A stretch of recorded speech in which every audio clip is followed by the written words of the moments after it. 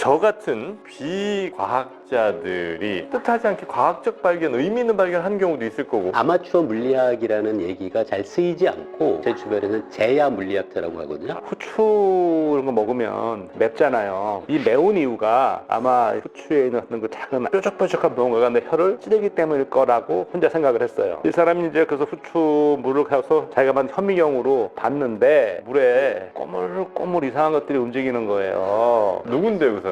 천문학자. 물리학자. 나중에 노벨상 위원회에서 네. 이 사람 상 주자.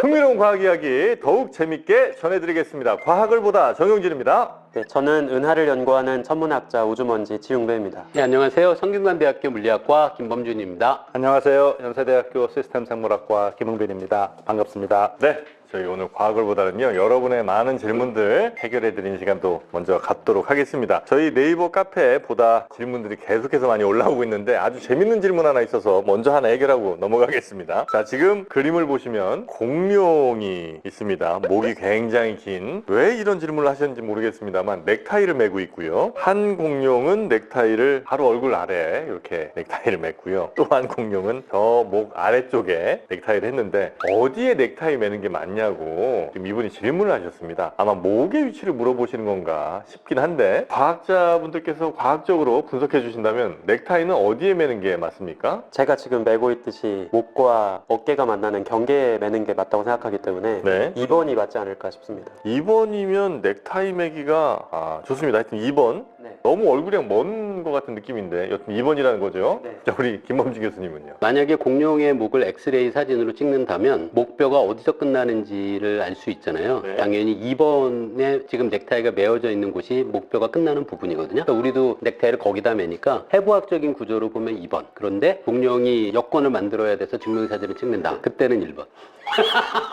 왜요? 안 나와요, 2번은. 2번에 매봤자 사진 찍으면 넥타이가 안 나옵니다. 넥타이를 어쨌든 얘들도 지들 손으로 매야 될 텐데 1번은 손이 안 닿지 않을까요? 그죠? 공룡의 앞발의 구조로는 어디에도 넥타이를 맬 수 없습니다. 누가 매준다고 가정할 때 그래도 2번이 맞으나 증명사진 찍을 땐 1번. 찍을 땐 1번. 그래도 일반인보다도 못한 의견 말고 생물학자시니까. 지금 우주먼지님 인간 기준을 말씀해 그렇죠, 주셨고 그렇죠. 김범준 교수님 인간 기준 말씀하셨다가 살짝 공룡을 생각해서 말씀을 하셨는데 제가 공룡이라면 1번에 맬 것 같아요. 왜냐하면 그래야 더 멋있잖아요. 저기 보이는 게. 저 지금 저 아래 맨 건 저게 넥타이인지 앞치마인지 좀 그렇거든요. 특히나 1번에도 매고 싶은 게 우리가 이 목폴라 티 입잖아요. 겨울 되면. 근데 이제 몰라 얘네들 어떻게 이제 정프로 같은 경우는 목폴라가 어울리는 사람이에요. 저는 목폴라 못 입어요. 왜요? 짧아서. 그래서 늘 턱까지 막 올라오니까 그러니까 저는 막 접어야 되고 목폴라를 못 입어요. 그러니까 공룡이 좀 부럽기도 한데 네. 저는 공룡이라면 넥타이를 1번에 매는 게 더 멋쟁이겠다 그런 생각을 1번. 합니다. 공룡 기준으로. 공룡 기준이라면 근데 넥타이를 보통 셔츠 입었을 때 입으니까 셔츠를 공룡이 입었다고 생각을 하면 그러네. 1번에다가 넥타이를 하려면 셔츠 깃이 입어내야 될 것 같은데 목폴라처럼 쭉 올라가서 역학적인 안정성을 따지면 1번은 불안정하네요. 여기다 메고 뛰면 넥타이가 내려오거든요. 1번처럼 매봤자 결국 2번으로 갑니다. 근데 이 피부에 결이 있고 홈이 좀 있으면은 거기 딱 걸려서? 고정이 되면 나름대로 또 휘날리는 넥타이도 멋있을 것 같고 1번을 메고 뛰면 저게 발에 오히려 거치적거리지 않을까. 네. 넥타이에 흙 튀고 뭐 물 튀고 뭐 이런 논의가 언제까지 지속돼야 되는지 모르겠습니다. 제가 메타인지적 관점에서 좀 말씀을 드릴게요. 자, 타이만 단독으로 이렇게 매는 경우는 이거 변태들 말고는 없습니다. 그러네요. 네. 맨몸에. 그렇다면 말씀하신 것처럼 셔츠 플러스 자켓을 또 입어야 되겠죠? 그런 걸 생각한다면 저는 2번이 맞다 라고 이제 생각을 했으나 여기서 한 단계 더 나갔습니다. 정프로는 뱀이라고 한번 생각을 해보자는 거예요. 뱀이면 어디 뭐 꼬리까지 가야 됩니까 그러면? 그러네. 얼굴 바로 밑에 해주는 게 맞다는 거예요. 다른 동물들과 함께 우리가 판단해 본다면 저는 그런 의미에서 1번으로 감정이입을 좀 해봤습니다. 자, 이런 간단한 문제 하나 해결을 좀 해봤고요. 우주 관련된 질문들인데 요거 한번 제 질문부터 하나 해결하고 보다 네이버 카페 질문 한번 가보겠습니다. 만약에 깔때기를 굉장히 길게 만들어요. 네. 지구에서부터 우주까지 이어지게. 네. 그리고 깔때기 맨 끝에는 지금 현재는 막혀있는 상태입니다. 그럼 우주까지 이어져 있을 때 거기 공기가 없잖아요. 깔때기를 땅바닥에 박았다는 거예요? 우주에서부터 시작해서 그렇죠. 예. 네, 그렇게 예. 한 거네요. 그러면 그 깔때기 안은 진공이에요? 깔때기가 완벽하게 차단돼 있다고 하면 그래야 하지 않을까요? 않을까요? 그렇죠. 만약에 그럼 그 상황에서 싹 잘라갖고 만지면 이게 우주에 있는 그게 이제 내가 만지는 거죠, 우주를. 아까 손을 넣었을 때 완벽하게 밀봉되어 있고 내가 깔때기 공간을 이렇게 휘젓는다고 하면 네. 그쵸, 진공 상태에서 손을 휘젓는 거겠죠. 아, 그렇습니까? 그 구멍을 뚫으면 거기에 막 공기 엄청 들어가겠네요? 그쵸, 이제 압력 차이가 생기니까. 그래요. 아, 그게 궁금해요. 갑자기 왜? 왜냐면 생각해보니까 이게 빨대라고 쳐도 좋은데 딱 이렇게 이어 놓으면 그럼 나는 그냥 우주를 지금 바로 만나는 건가 생각이 들었던 거죠. 빨대를 좀 확장을 한다면 그럼 역시 마찬가지로 빨대가 내 몸통만 하다 치고 내가 어떻게든 거기 싹 들어가면 나 이제 우주 가는 거 아니에요. 네. 그런다고 해서 내가 막 날아가나요, 우주로? 아니, 그렇진 않죠. 지구 중력은 똑같이 작용하고 있으니까. 또 우주 공간을 중력으로 정의할지 아니면 진공으로 정의할지 좀 다를 것 같은데 지금 진공을 기준으로 하신 거잖아요. 중력은 똑같죠, 여기는. 네. 그럼 그 안에 들어가서 진공 상태긴 해서 뭐 죽긴 하겠지만 여튼 나는 우주 공간에 있는 것처럼 그런 느낌을 받을 수 있다. 그렇게 생각하시는 건 자유고요.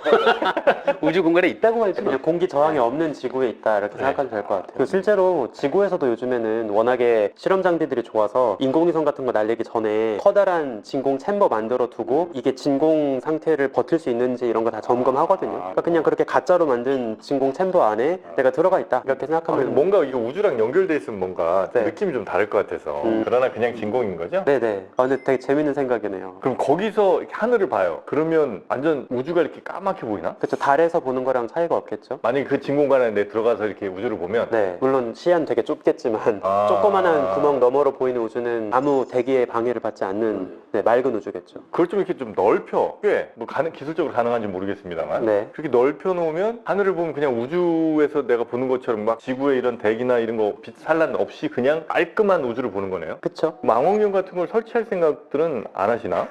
그게 기술적으로 안 되니까. 그냥 달에 가세요. 네. 그게 더 편합니까? 네. 그쵸. 이게 꽤 어려울 것 같은데. 네, 당연히 그 엄청나게 강한 기압차를 견디려면 굉장히 튼튼한 소재가 될 것 같은데 그러니까 일종의 대기권 댐을 만들겠다는 거잖아요. 근데 기압은 지면 가까이 때가 제일 크고 네네. 그래봤자 1기압이니까 1기압만 버티면 되긴 해요. 위로 가면 오히려 기압차가 줄어드니까. 네. 그래서 플라스틱으로 가능할 것 버티는 같아요. 거는 가능한데 그걸 뭐로 만들지 이걸 진공을 계속 유지해야 되니까 어떤 기체 분자들이 통과할 수 없는 매질로 엄청나게 높게 만들어야 되니까요. 한 번 거기 공기 들어가면 얘는 빠져나가진 않는가요? 그렇죠. 어쨌든 1기압이긴 하지만 그 압력차를 계속 유지해야 되니까 작은 구멍이라도 나면은 안 돼요. 그리고 사실 이 지구 대기가 엄청 높이까지 퍼져 있어요. 말씀하신 것처럼 깔때기 방식으로 뭘 세워서 대기가 전혀 들어오지 못하게 하겠다라고 하면은 뭐 10kg, 20kg 쌓는다고 되는 게 아니라 그럼 뭐 그렇겠죠. 그렇죠. 뭐 수백 킬로 이상으로 네. 이 장벽을 쌓아야 될 텐데 일단 그거는 좀 현실적으로 어렵겠죠. 만약에 된다고 가정을 하면 그럼 천체 관측하기에는 엄청 좋은 그쵸. 환경이거든요. 이제 사람이 들어갈 수는 없겠지만 네. 그럼 만약에 한 100km쯤으로 해놔요. 그럼 100km 밖에도 어쨌든 희박하지만 공기는 있을 거 아니에요. 걔네들이 막 이를 빨려 들어오나? 아니죠. 그건 아니에요? 걔네들이 대기가 있잖아요. 지구 중력은 받을 거 아니에요. 근데 아주 높이 근데 모르겠다.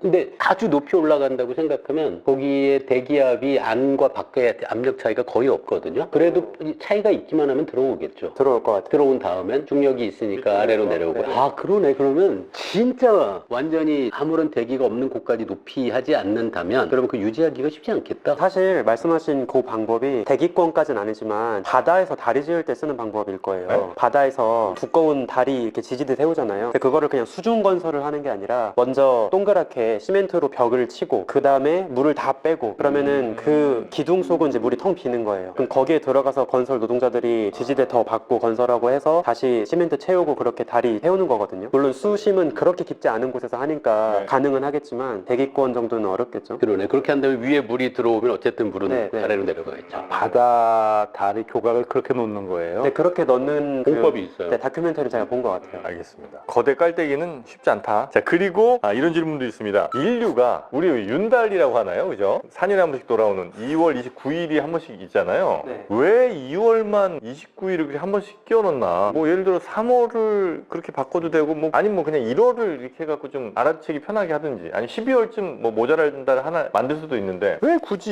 2월을 4년 주기로 한 번씩 이렇게 윤달을 여기다 집어넣는가? 네. 요거에 대한 혹시 답이 있을까요? 네, 이건 사실 간단한 답인데요. 일단 크게 두 가지로 답을 좀 정리해 볼게요. 하나는 윤달 자체가 왜 필요한가? 윤일이라고 하면 좋을 것 같은데 그 윤일 자체가 왜 필요한가? 그리고 왜 그러면 굳이 그 날짜를 2월 29일로 했는가? 이제 이거를 한번 생각을 해볼게요. 사실 첫 번째, 윤년이라는 개념이 왜 필요한지는 지극히 천문학적인 이유입니다. 왜냐면 우리가 편의상 1의 자리로 완벽하게 끝나는 달력을 쓰고 있지만 사실 태양을 중심으로 공전하는 지구의 공전 주기는 완벽하게 365일이거나 366일이거나 그렇지가 않아요. 엄밀하게 지금 인간 시간 관점으로 따지면 365.2422일 정도, 0.24니까 1의 4분의 1인 거죠, 대충. 0.251 정도씩 계속 어긋나는 거예요. 그거를 바로잡으려고 4년 모으면 0.24 곱하기 4니까 얼추 하루 정도 되는 거죠. 하루가 늘어나야 되는 거구나. 네. 그래서 4년 동안 모았다가 그때 한 번씩 꽉 밀어서 우리 달력을 밀어버리는 거예요. 예. 그렇게 해서 이제 오차를 줄여나가는 건데, 사실 그렇게 해도 또 완벽하게 365.251일이 아니다 보니까 또 미세한 차이가 계속 누적이 되거든요. 네네네. 그럼 또 그거를 나중에 몰아서 보정하려고 4년마다 한 번씩 윤년을 넣지만 100의 배수로 끝나는 해에는 윤년을 넣지 않고 이런 복잡한 규칙이 있잖아요. 아, 그래요. 그래서 그런 세밀한 조정들을 하면서 이제 지금의 역법 체계를 만든 거고요. 그러면 왜 굳이 고정하는 날짜를 3월도 아니고 12월도 아니고 2월로 했느냐? 이거에 대해서는 사실 좀 자규적인 이유가 있습니다. 12월이 제일 깔끔할 것 같은데. 네, 그렇잖아요. 네. 근데 사실 일단 생각해 보면은 왜 인류의 역법이 1월 1일을 새해 첫날로 하고 있을까부터 생각을 해볼게요. 1월 1일을 무슨 의미가 있을까요? 떡국 먹어야 돼.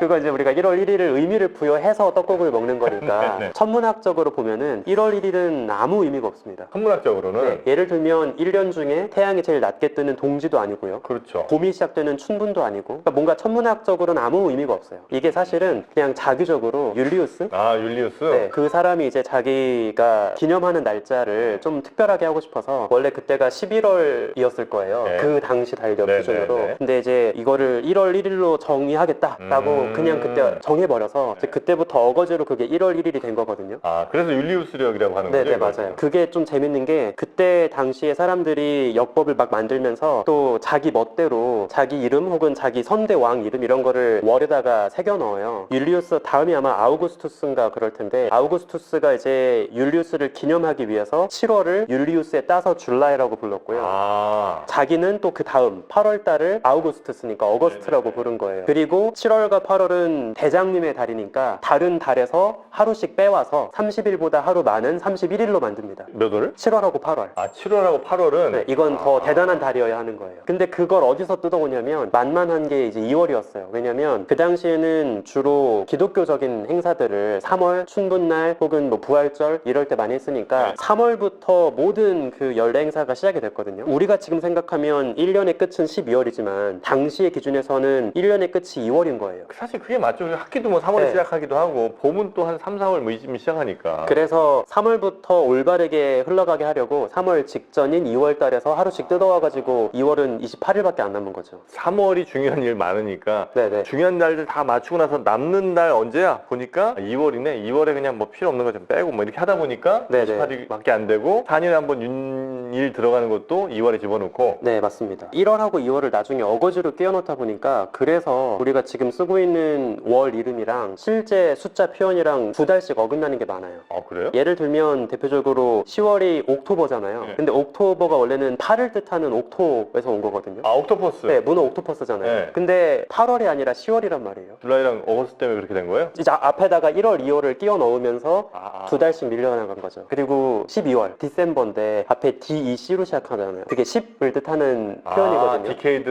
뭐 이런 거 할 때. 네, 뭐 데시미터 이런 식으로 할 때 아. 그것도 디셈버가 10월이 아니라 12월이 된 것도 두 달씩 밀려서 그런 거예요. 아, 그래요? 네, 되게 이상한 이름을 쓰고 있는 거죠, 사실. 아, 그 어거스트 이 사람의 어거지 때문에 이렇게 됐다.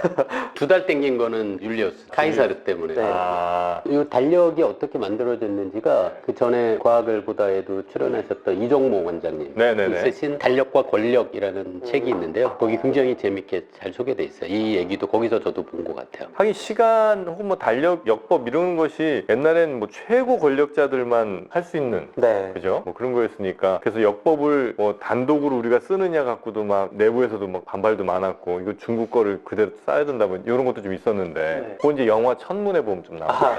이 역법 관련해서 하나 제가 재미있는 이야기를 좀 네. 들었던 게 있는데, 이제 아까 말씀드린 것처럼 옛날 사람들은 봄, 춘분이나 부활절 3월쯤을 새해 첫날로 여겼다고 했잖아요. 그래서 새로운 역법을 받아들이기 전에 옛날 사람들은 4월 1일을 새해 첫날로 여겼던 거예요. 아, 그래요? 네, 근데 역법 체계를 바꾸고 나서 이제 1월 1일이 새해 첫날이 된 건데, 아직 과도기적인 시대를 보내다 보니까 어떤 사람들은 4월 1일을 내 진짜 새해다 이렇게 하는 거죠. 그래서 이제 이거는 바보들이나 여기는 가짜 적자 세해다라고 해서 그게 나중에 이제 만우절의 기원이 되었다라고 그렇구나. 하는 이야기가 있습니다. 요 얘기는 달력과 권력이 안 나옵니다. 지금 재밌네요. 말씀 듣다 보니까 시간에 대해서 전문가 옆에 계시는데 어쩌면 시간은 아까 천문 그 현상과 달력은 상관없다고 자기적으로 했다고 그랬잖아요. 저는 시간 자체가 존재하지 않는 걸 인간이 발명해서 우리가 이걸 시간이라고 부르는 게 아닌가 하는 생각이 갑자기 드는데 전문가께서 어떻게 생각하셨나요? 아니요, 저는 그렇게 생각하지 않습니다. 전문가는 아니지만. 그러니까 시간의 길이는 우리가 천문학이나 자연에서 볼 수 있는데 우리 우주먼지님이 얘기하는 건 1년의 첫 날짜를 정하는 건 자기적이라는 거죠. 근데 1년의 길이는 1월 1일을 언제로 정하더라도 지구에서 관찰해서 알 수 있으니까요. 그러니까 제가 말씀드린 게 우리가 시간을 그러니까 정하는 거지만 몇 시 몇 분 정한 예. 것들은 자기적인 자기적으로 정한 거니까 다른 식으로도 정할 수가 아, 그렇죠. 그렇죠. 예. 그거는 지구의 공정 궤도 때문에 네. 그리고 달의 위상 변화가 30일이라는 것 때문에 만들어진. 뭐 안드로메다에 살고 있는 외계인이라면 얼마든지 다를 겁니다. 그 시간을 진짜 어떻게 1년이 365일쯤 된다는 거는 1년을 지나서는 모를 거 아니에요, 그죠? 수많은 네, 해가 계속 맞아요. 반복되는 걸 누군가 계속 체크를 했을 거고 그래야 이제 365일쯤 된다 요걸 이제 알았을 거 아닙니까? 비슷한 태양이 비슷한 높이에서 맞아요. 뜨는 거를 야, 그걸 어떻게 기록을 해서- 영국에 스톤헨지보다 이전 유적이 있거든요. 거기 보면은 딱 하진날 길다란 묘 같은 구조가 있는데 거기서 입구에서 들어온 빛이 이걸 정확히 관통해서 끝에 도달하는 유적이 있어요. 근데 아하. 거기에 보면 수정 크리스탈을 해가 비치는 곳에 이렇게 설치해 놨는데 그거를 관찰하면은 그거 이렇게 계속 옮겼던 흔적이 남아 있어요. 아 그때 조정하다가 딱 하진날 딱 정확히 그날만 햇빛이 관통하게 그걸 보면 아마 처음에는 시행착오로 조금씩 조절하긴 했지만 당연히 그러겠죠. 그게 상당히 오랜 그게 전부터 얼마나 오래전 건지 알아요? 제가 정확한 기억은 안 나는데요. 스톤헨지보다 더 이전이거든요. 스톤헨지가 기원 전이죠. 제가 어디서 읽었던 것 같은데 이집트에서 나일강 버운남을 계속 보면서 그 주기로 읽은 것 아, 같은데 예, 맞아요. 그 시리우스 별, 네, 네. 그게 제일 눈으로 봤을 때 밝게 보이는 별이었기 때문에 어느 위치에 떠 있는지를 가지고 여름이 올 거다, 이제 겨울이 올 거다, 이제 이거를 안 거죠. 근데 이집트 고대 신화 보면은 어떤 흔적이 남아있냐면 아주 오래전에 360일로 알고 있던 것 같아요. 그러다가 닷새가 추가되는 과정이 이집트 고대 신화에 남아있는 흔적이 있거든요. 가장 높은 신의 아들과 딸이 있었는데 남매가 결혼을 하겠다고 하니까 이 최고신이 결혼을 하지 못하게 저주를 내려요. 그 저주를 내리는 게 360일 안에는 너희들이 자손을 낳지 못하게 하겠다. 아 근데 1년을 네, 그게 전혀 허락하지 않겠다라고 한 거예요. 그렇게 저주를 받은 다음에 오누이가 다른 신을 찾아가서 닷새를 빌려요. 그래서 닷새가 추가된 과정이 신화에 남아있거든요. 아, 그 이집트에서도 이 1년을 기념할 때 사실은 360일로 끝이고요. 나머지 5일이 남잖아요. 그때 유명한 신들 있잖아요. 오시리스 뭐 그런 신들을 하루에 신 하나씩 기념하는 날짜가 연말에 5일이 붙어요. 약간 보너스 같은 네, 날. 그래서 아마도 과거에는 360으로 알고 있다가 그 다음에 5일이 추가된 거죠. 제가 요 얘기 갖고 또 재밌게 본 게 단군 신화에도 360이라는 숫자가 나와요. 단군 신화요? 마늘과 쑥을 먹는 아니, 그게 100일이 100일. 인간의 뭐 어떤 것들을 포함한 360가지의 일을 관장하게 했다라는 얘기가 나와요. 왜 360일이겠어요? 그것도 아마도 전체를 뜻했을 거예요. 그래서 아마도 360이 1년이다라는 거는 여러 신화 같은 데 남아있는 것 같아요. 혹시 우리가 각도를 할 때 똑같아요. 왜 360도를 그것도 1년이 360일로 근사할 수 있다는 거에서 나온 거죠. 아 그래요? 예, 그래서 각도도 한 바퀴 도는 게 360이고요. 각도도 1도를 나누는 걸 분이라고 하잖아요. 그렇죠, 그 그렇죠. 시간의 단위랑 똑같고요. 아. 분을 한 번 더 나눈 게 초잖아요. 그것도 시간의 단위랑 똑같아요. 고분초 이렇게 되는군요. 예, 그게 그 도는 시에 해당하고 그 다음에 분하고 초는 다 똑같이 분초가 똑같잖아요. 60분의 1이에요. 예. 근데 분하고 초 갖고 제가 최근에 알게 된 게 재밌는 게 분을 영어로는 미닛이라고 하잖아요. 근데 똑같은 영어 철자를 마이누트라고 읽을 때도 있어요. 그때는 뜻이 작다는 뜻이잖아요. 네. 그래서 한 시간을 잘게 나눈 것이 분이에요. 마이누트하게. 그 다음에 초는 왜 세컨드일까요, 영어로? 아, 저 이거 알아요.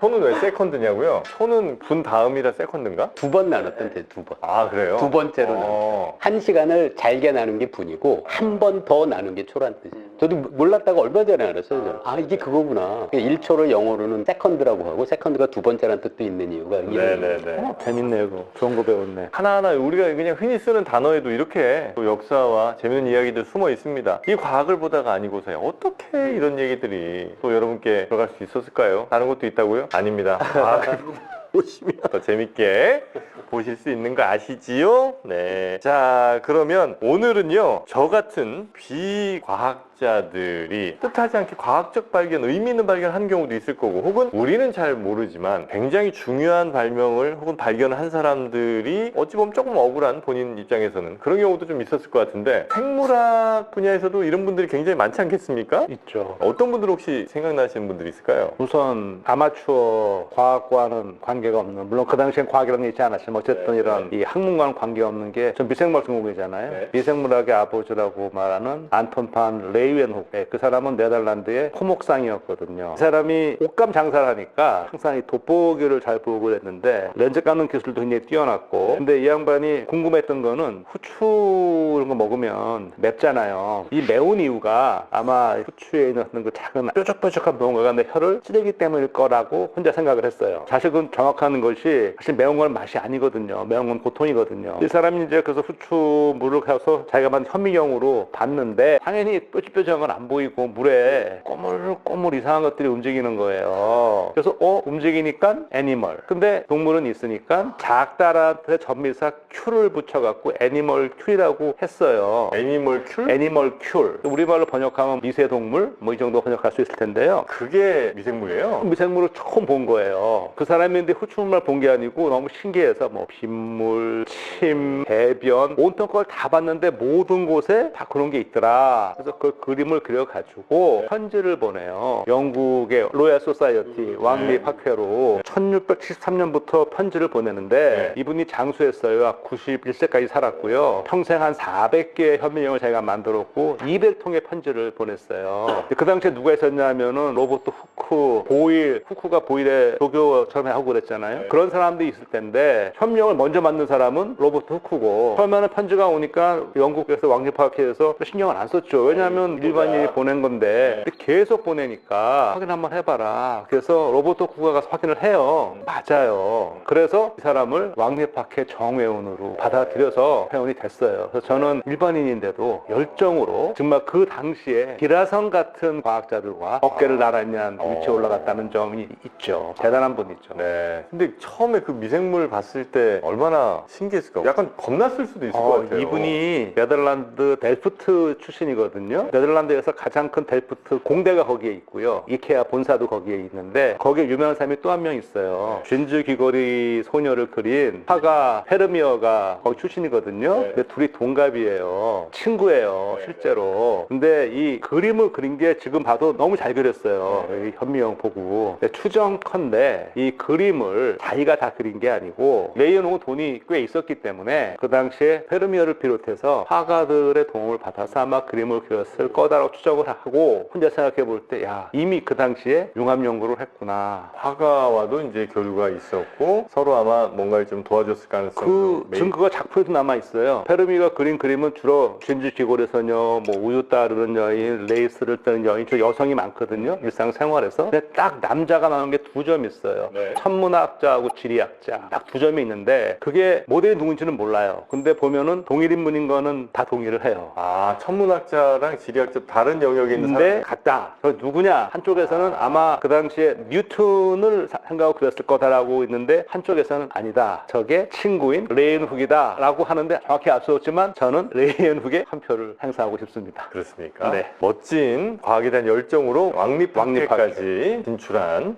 그 선생님. 레이 우엔훅. 이름이 좀 어렵네요, 그분이. 레이 우엔훅. 옛날에는 레베노크라고 네, 맞아요. 했는데요. 저도 그렇게 이게 기억해요. 또 바뀌었죠? 레베노크라고 했는데 요즘에는 최대한 그 나라 발음에 맞게. 맞게 한다고 해서 레이 우엔훅으로 바뀌었어요. 레이우엔훅? 우리 정프로님은 고등학교 때 배울 때 호이겐스로 배우셨어요? 하이혼스로 배우셨어요? 호이겐스랑 하이혼스. 굳이 따지면 호이겐스가 좀 그쵸? 더 뒤에 근데 이것도 바뀌어갖고 요새는 하이혼스. 그 나라의 발음을 따라하자라는 걸로. 누군데요, 그 사람이? 그 호이겐스가 하이혼스. 호이겐스가 뭐였죠? 천문학자. 물리학자.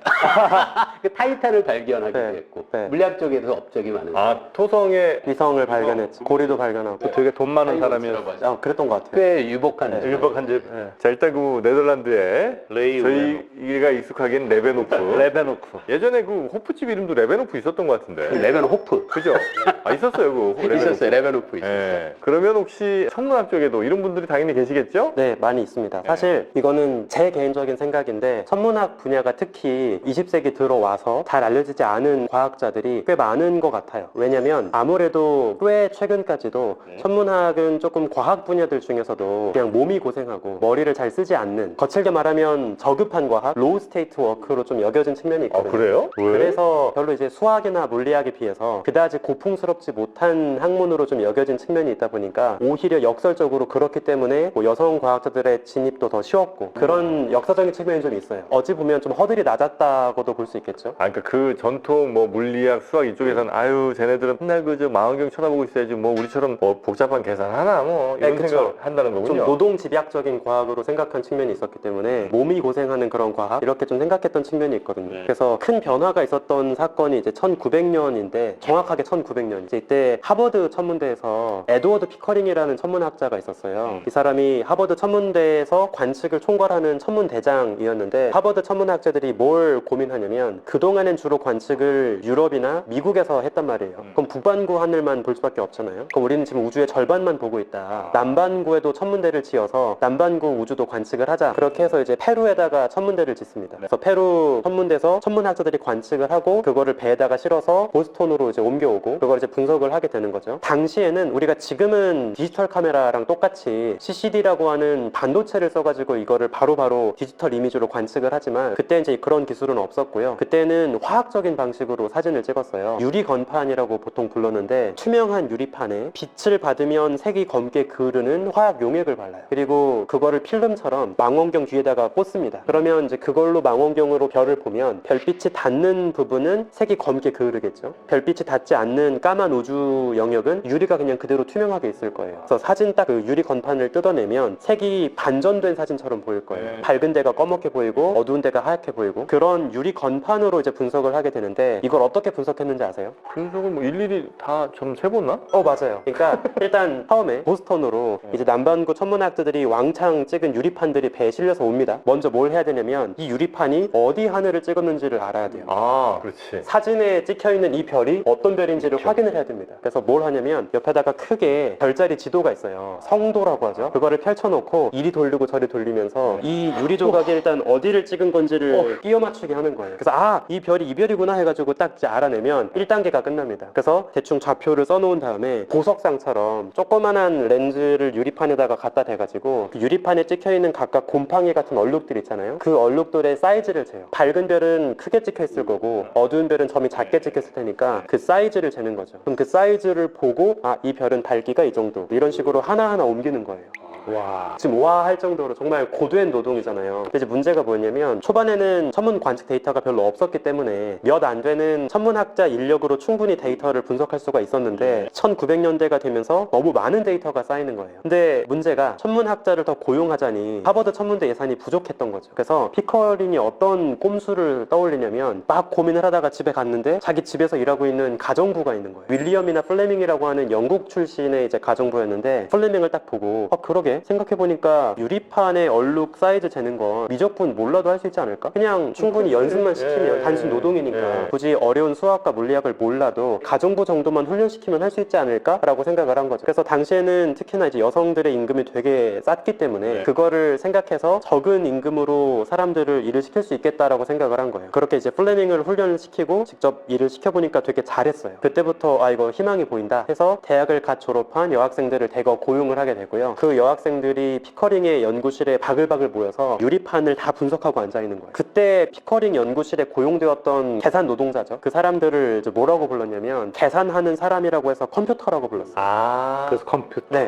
우리가 지금 사용하는 컴퓨터라는 용어가 사실은 천문학 연구실에서 계산 노동하던 사람들을 부르던 이름이었고 그 일을 하던 중에 한 사람이 헨리에타 리빗이라고 있습니다. 정말 훌륭한 사람인데 이때 피커링이 이제 주로 하고 있던 연구 중에 하나가 아직 이때까지는 밤하늘에서 빛나는 별들의 밝기를 일관된 규칙에 따라서 평가하지 않았어요. 눈에 보이는 주관적인. 네, 되게 웃긴 게 어떻게 했냐면 망원경 옆에 조그만한 렌즈가 있어요. 그리고 이 조그만한 렌즈가 작은 통을 보고 있는데 거기에 양초가 하나 켜져 있습니다. 그 양초 밝기 대비 캐로젠 램프 같은 걸 넣어놔가지고 그 램프 대비 얼마나 밝은지 이렇게 비교하는 거예요. 그 사람이. 네, 사람이 이제 일관되지가 않은 거죠. 누구는 후진 램프 쓸 수도 있는 거고. 내가 술 좀 많이 먹으면 또 이게 밝게 보이고.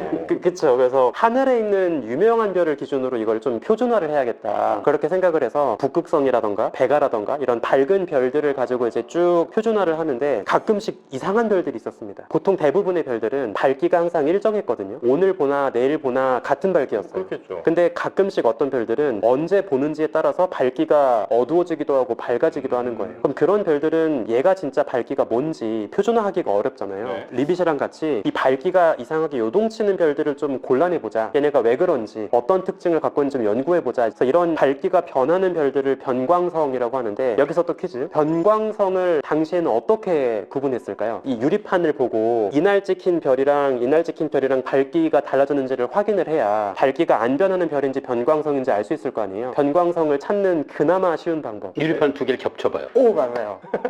근데 네. 하나 더 머리를 썼습니다. 매지가이. 매지가이라기보다는 아까 제가 말씀드린 것처럼 유리 건판 자체는 밝은 포인트는 검게 물들고 어둡지 않은 곳은 투명하게 남는다고 했잖아요. 유리판이 일단 원래는 그렇게 색을 반전시킨 것처럼 찍혀요. 그 중에 하나는 다시 색을 반전시켜서 다시 현상을 합니다. 그 다음에 원래 유리 건판과 색을 또다시 반전시킨 현상한 사진을 겹쳐요. 그렇죠. 그러면 만약에 어떤 별이 이날도 밝기가 똑같았고 이날도 밝기가 똑같았다라고 하면 야, 검은 이거하다. 얼룩일 때의 사이즈와 하얀 얼룩일 때 사이즈가 똑같을 거 아니에요. 전체가 다 그렇죠. 그럼 딱 두 장을 겹치면 얘는 완벽하게 지워지겠죠. 그러네요. 와, 그 아이디어 좋네요. 근데 만약에 둘 중 하나 얼룩이 크다 그러면 하얀 얼룩이 만약에 더 크다 그러면 딱 겹쳤을 때 하얀 테두리가 이렇게 보일 그러네요. 거예요. 이 아이디어 좋네요. 그래서 이런 식으로 이제 변광성들을 찾은 거예요. 그래서 당시 리빗이 그 마젤란 재밌네요. 은하라고 하는 하나의 천체 안에서 1700개에 가까운 변광성을 찾아내요. 1700개? 눈이 빠지게 이제 분석을 한 거죠. 거기서 멈추는 게 아니라 변광성들을 다 날짜별로 데이터를 모아가지고 며칠 정도 주기로 밝기가 어두워지고 밝아지는지 그것도 분석을 합니다. 물론 이제 그거는 충분한 관측 데이터가 필요하기 때문에 1700개를 다 하진 못했고 그 중에서 25개 정도만 아마 분석을 했을 거예요. 근데 그거를 분석한 결과 리빗이 뭘 발견하냐면 주기가 긴 별일수록 원래 밝기가 더 밝다. 밝기가 어두운 별일수록 변광 주기가 짧다. 금방금방 변한다. 이게 되게 일관되게 비례하는 관계를 갖고 있다. 이거를 처음으로 발견을 해요. 이게 되게 놀라운 발견이었던 게 뭐냐면 사실 지금도 그렇지만 천문학에서 가장 어려운 과제가 별까지 거리 재는 거거든요. 근데 거리를 재는 게 왜 어렵냐면 거리를 알려면 우리가 하늘에서 보는 별의 밝기는 겉보기 밝기죠. 겉보기 밝기라는 건 거리가 멀면 어둡게 보이고 거리가 가까우면 밝게 보이고 그렇죠. 거리 효과가 이미 그 밝기를 오염시킨 결과예요. 근데 우리가 이 별까지의 거리를 정확히 알려면 실제로는 이 별의 원래 밝기가 얼마나 밝고 어두운지를 따로 알아내서 실제 밝기와 하늘에서 보이는 겉보기 밝기를 비교해 줘야 됩니다. 그러면 실제 밝기를 알려면 거리를 구해서 그 거리만큼 겉보기 밝기에 보정해 줘야 돼요. 그렇죠. 그럼 이제 거리를 먼저 알든 실제 밝기를 따로 먼저 알아내든 둘 중에 하나는 알아내야 이거를 해결할 수 있을 거예요. 예. 근데 리빗이 이제 발견한 이 변광성의 법칙을 활용하면 뭐가 좋냐면 어떤 별이 밝기가 변화하고 있다는 것 자체는 굳이 실제 밝기 몰라도 알 수 있어요. 겉보기 밝기가 변하기만 하면 얘가 밝아졌다가 어두워졌다는 건 상대적인 변화이기 때문에 겉보기 밝기의 변화만 보면 얘 변광성이다 할 수 있어요. 그러면 그 겉보기 밝기의 변화 보고 변광 주기 알 수 있죠. 며칠 정도 주기로 예. 밝기가 변화하고 있는지. 그럼 그거를 리빗이 구했던 원래 밝기와 변광 주기 사이 법칙에다가 집어넣으면 이 별의 원래 밝기는 어느 정도일지를 따로 알아낼 수 있는 거예요. 와, 그 부분 다시 한번 봐요. 네, 리빗이 발견한 건 뭐냐면 변광 주기가 길면 원래 그 별의 밝기가 더 밝다. 그럼 어떻게 알았죠? 이것도 되게 중요한 질문인데 다행히도 당시 리빗이 연구했던 대상은 다 같은 은하에 살고 있는 같은 거리에 떨어진 친구들이었어요. 그러니까 거리가 같다라고 할 수 있는 거네요. 비슷한 거리에 놓여 있는 별이었기 때문에 같은 마젤란 은하에 이해했어요. 살고 있는 애들 중에 더 밝으면 얘는 진짜 밝은 별. 지금 우리는 이제 우리 은하를 보니까 뭐 거기 막 은하수 있고 막 많이 보이니까 우리 은하는 오케이. 근데 다른 은하는 되게 멀리 떨어져서 사실 볼 수 있는 별이 몇 개 없을 거 아니에요? 마젤란은 가깝죠. 네, 마젤란 은하는 사실 5,000광년 정도밖에 안 돼서 우리 은하의 부속 은하죠. 네, 맞습니다. 마젤란 은하까지 거리를 구하는 게 되게 또 중요한 이슈였는데 그건 조금 다른 이야기이긴 하지만 비교적 가까운 별들은 그냥 지구 자체 움직임을 가지고 삼각법을 써가지고 잴 수도 있고 일제히 함께 살고 있는 별들이 얘네가 같이 움직이면 마치 지구에서 봤을 때 유성우가 쏟아지는 것처럼 어떤 특정한 포인트로 얘가 일제히 움직이는 것처럼 보여요. 수렴점이 있는 거죠.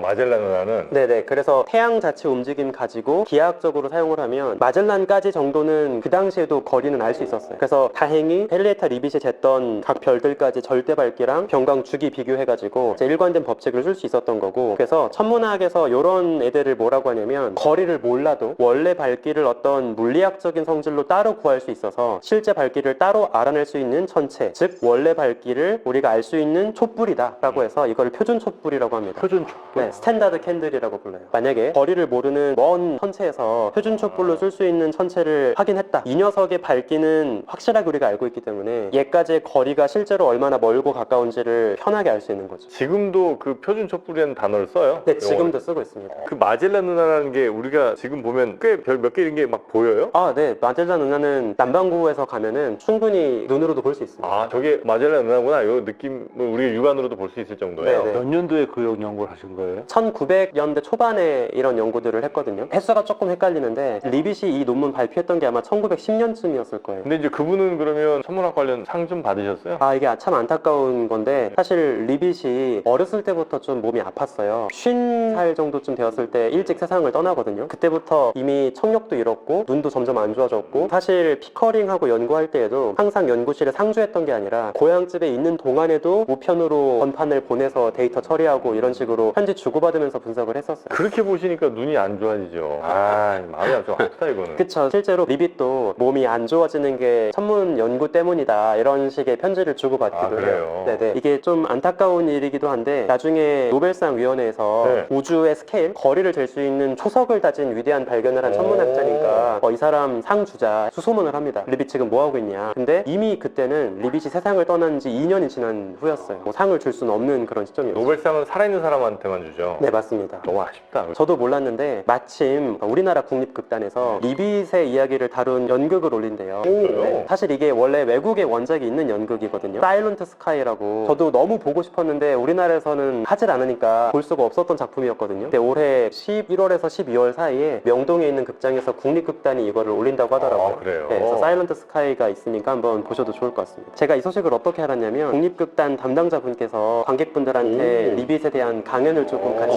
해달라고 부탁을 하셔가지고 그래서 저도 12월 중에 하루 이제 가서 이거를 하거든요. 이름이 리빗이에요? 네, 맞습니다. 이게 되게 재밌는 게 이 사람의 미들네임이 스완이거든요. 백조. 근데 되게 유명한 병광성이 또 백조 자리에 있어요. 그래서 약간 병광성으로 이미 연결된 그런 운명 같은 사람이지 않았나 좀 그런 생각이 듭니다. 풀네임이 헨리에타 스완 리빗. 우리는 사실 뭐 웬만큼 관심 있어서 잘 모르는 분들이 대부분일 텐데 이런 분들이 또 별과 지구와의 거리를 잴 수 있는 눈 고생해 가시면서 그죠? 네, 그 맞습니다. 막 유리판들 다 분석해서 그때 쌓아 올린 서서히 발전하면서 우리가 지금 이제 알 수 있는 거 아니겠습니까? 네, 맞아요. 천문학계에서도 리빗이 발견했던 변광성의 법칙을 오랫동안 건조하게 변광성의 주기 광도 관계 이런 식으로 불렀거든요. 요즘엔 논문에서도 리빗 로우라고 부릅니다. 리빗의 법칙 이렇게 부르고 있어요. 멋있다. 멋있는데 조금 안타깝네요. 그죠? 네. 자, 헨리에타 스완 리빗의 어마어마한 노력도 들어봤고요. 우리 물리 쪽에서는 뭐 정말 어마어마한 분들 굉장히 많을 것 같습니다. 제가 생각해보니까 물리학은 좀 다른 것 같은 게 예를 들어 아마추어 천문학이라는 용어도 있고 그분들이 뭐 새로운 해성을 발견하기도 하고요. 생물학에서도 아마추어 생물학자들이 새로운 종을 발견하기도 하잖아요. 근데 아마추어 물리학자가 힉스 입자를 발견하거나 그런 상상이 잘 안 되잖아요. 그래서 사실 물리학에선 아마추어 물리학이라는 얘기가 잘 쓰이지 않고 제 주변에서는 제야 물리학자라고 하거든요. 제야 물리학자라고 할 때 죄송하지만 약간은 그분들이 하는 얘기는 좀 믿기 어렵다라는 그런 뉘앙스도 같이 있어요. 오늘 소개해드리고 싶은 게 제 개인적인 경험이에요. 한 10년 전쯤에 미국에서 제가 알기로 그분의 직업이 의사였던 것 같아요. 아마추어 물리학 자예요. 정말로 물리학을 전공하신 분이 아닌 이분이 제가 있는 통계물리학 분야에서 꽤 유명한 문제가 있거든요. 그 문제에 대한 어떤 새로운 모형을 자기가 스스로 생각해서 그쪽을 연구하는 전 세계 물리학자들에게 이메일을 보낸 거예요. 그러니까 저도 제 연구진에 있는 그 당시에 박사후 연구원으로 있던 사람을 통해서 그 메일을 받았고요. 그게 어떤 문제냐 하면 통계물리학에서는 스며들기 문제 혹은 퍼콜레이션 문제라고 부르는데요. 아이디어는 간단해요. 바둑판이 이렇게 사각격자 모양 쭉 있잖아요. 거기에 눈을 감고 바둑알을 하나씩 놓는 거예요. 그럼 도대체 바둑판의 몇 퍼센트를 찰 정도로 바둑알을 놔야 한쪽 끝에서 다른 쪽가로 바둑알만을 통해서 징검다리처럼 건너갈 수 있을까? 그게 통계물리에서 꽤 재밌는 문제거든요. 눈 감고 바둑알 놓는데 몇 개를 놔야 길이 연결되냐는. 최소한의 개수를 말하는 네, 그렇죠. 놓기 나름 아닌가? 그게 이제 평균을 내야죠. 어쩌다가 한쪽에 모일 수도 있으니까 눈을 감고. 통계 물리학이니까. 예, 그 문제가 잘 믿기지 않으시겠지만 엄청나게 통계물리학의 중요한 문제예요. 아, 그래요? 그런데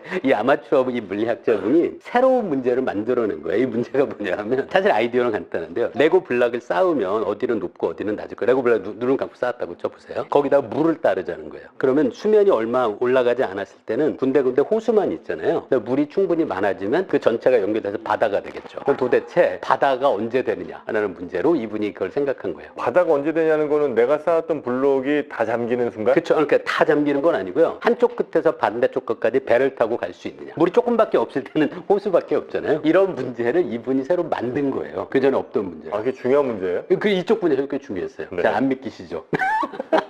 그래서 이분이 당시에 제 그룹하고 공동 연구를 한 건 아니고 네. 그 미국에 꽤 유명한 분이 있거든요. 이쪽 문제에 대해서 관심 있는 그분하고 논문을 냈는데 그 논문이 피지컬 리뷰 레터라는 물리학 분야에서 가장 물리학자들이 존경하는 그 굉장히 권위 있는 아마 아시겠지만 네. 거기에 이분이 제1 저자로 이 논문을 내요. 그래서 제가 알고 있는 것 중에 물리학을 전공하지 않은 분인데 의미 있는 발견을 한 예로 제가 기억합니다. 안 그래도 그분 논문을 이렇게 찾아봤는데 그분이 제1 저자니까 보통 논문에 보면 그 소속 기관이 나오잖아요. 소속 기관 자리에 이분 집 주소가 적혀 있어요. 아, 그래요? 이게 사실 이렇게 아마추어 물리학자라는 걸 제가 처음 봤어요. 그때 정말로 의미 있는 발견을 하는 아마추어 물리학자도 있구나. 조금 이해가 안 된 게 네. 아까 아마추어 천문학자는 확실히 업적이 네. 감동받 기억이 나고요. 지금 그 아이디어에서 그 실험을 했을 때 의미가 어떤 의미인 거죠? 바다 만드는 게 네, 무슨 바다 의미냐? 만들었을 때 제가 몰라서 제가 문외한이어서 이게 어떤 현실적인 응용의 측면도 조금 있어요. 미국에서 세일가스 같은 거 추출하잖아요. 네. 모래 안에 기름이 같이 있을 때 한쪽에서 높은 수압으로 물을 넣으면 그러면 이제 반대쪽에서 기름이 새어 나오는 거잖아요. 그 기름이 새어 나오려면 이 암석과 이 모래를 통과하는 기름의 연결 구조가 만들어져야 돼요. 그 문제랑 직접적인 관계도 있죠. 지금 이 레고 쌓은 게요? 네, 아까 처음 얘기한 스며들기 문제. 이 레고 쌓기 문제는 사실 또 뭐랑 관계되냐면 기후 온난화가 돼서 해수면이 상승하잖아요. 그럼 해수면이 얼만큼 상승하면 우리나라 전체가 잠긴 면적이 어떻게 될까? 그러면 응용의 면도 있고요. 제가 있는 이 통계물리 쪽에서 이 그룹의 문제가 정말 중요한 문제예요. 왜 중요하냐고 물으니까 저도 약간 애매하긴 한데요.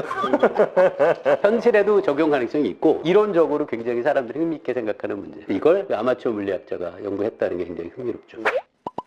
저는 뭐 과학을 사랑하는 사람으로서 저도 뭐 아마추어 과학자라고 생각합니다. 아마추어라는 게 결국 내가 좋아해서 하면 아마추어고 이걸로 돈 벌면 프로 아니겠습니까? 자, 그러면 오늘은 여기서 마무리하고요. 하지만 이런 상상력, 호기심 이런 것들은 참 끊임없이 우리가 응원해줘야 되는 거 아니겠습니까? 그럼요. 네, 여러분도 고맙습니다. 한 분만 박수 쳤고요. 네이버 카페, 보다 카페에서 질문들 많이 또 이런 아이디어들 많이 올려주시면 저희가 재밌게 또 소개해드리도록 하겠습니다. 자, 오늘은 저희는 여기서 마무리하고요. 다음 시간에 더 재밌는 과학 이야기로 찾아뵙도록 하겠습니다. 함께해 주신 여러분 고맙습니다.